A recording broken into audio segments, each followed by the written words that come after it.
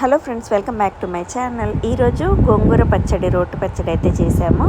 అది వీడియో అనేది షేర్ చేస్తున్నాను. ఫస్ట్ అయితే పల్లీలు రోస్ట్ చేసి పెట్టుకోవాలి. దాని తర్వాత కొంచెం ఆయిల్ వేసి జీలకర్ర, ఆవాలు, మెంతులు, తర్వాత పచ్చిమిర్చి వీటిని అయితే మనము కొంచెం ఫ్రై చేసి పక్కకు పెట్టుకుందాం. అండ్ అదే ప్యాన్లో ఆయిల్ ఉంటుందిగా, సరిపోతుంది. దాంట్లో గోంగూర వేసి అలా వాటర్ అంతా పోయేలాగా కలుపుకోవాలి.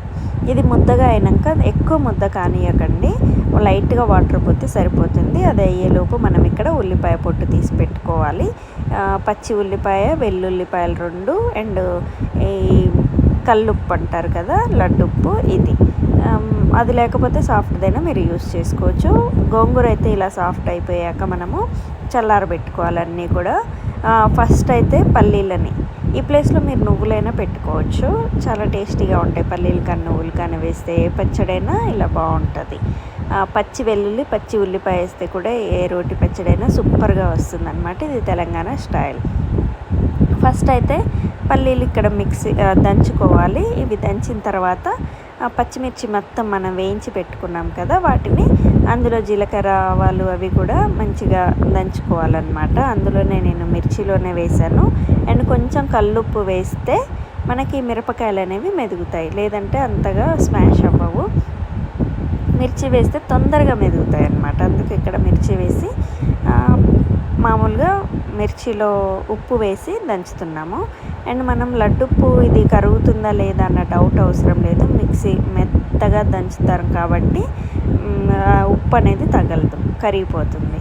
అండ్ ఇందులోనే పచ్చి ఉల్లిపాయ వేసుకోవాలి. ఇది తెలంగాణలో అందరూ కూడా వాళ్ళ సీక్రెట్ ఇదే అనమాట. పచ్చివి పచ్చడి చేసేటప్పుడు పచ్చి ఉల్లిపాయ, పచ్చి వెల్లుల్లి వేస్తామన్నమాట. అండ్ కొంచెం టేస్ట్ చూస్తే ఉప్పు సరిపోనట్టు కొట్టింది, అందుకు మళ్ళీ కొంచెం ఉప్పు వేసాను.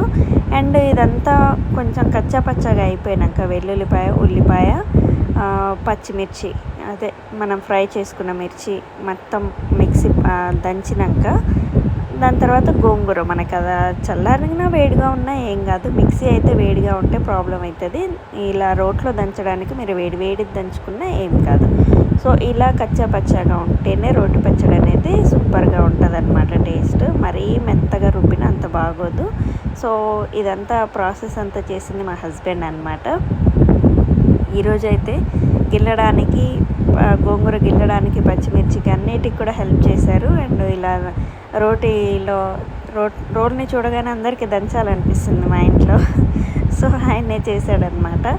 ఇంకా ఇక్కడ మ్యాక్సిమం ఈ స్ట్రక్చర్ ఉండాలన్నమాట మనకి, మరీ మెత్తగా అయిపోవద్దు. దాని తర్వాత అదే ప్యాన్లో మనం క్లీన్ చేసుకొని కొంచెం నూనె, జీలకర్ర, ఆవాలు, మెంతులు వేసుకొని ఇంకా తాలింపు గింజలు, ఇవి కరివేపాకు కొంచెం ఎక్కువ వేసుకోండి, ఎండుమిర్చి కూడా ఎక్కువ వేసుకోండి.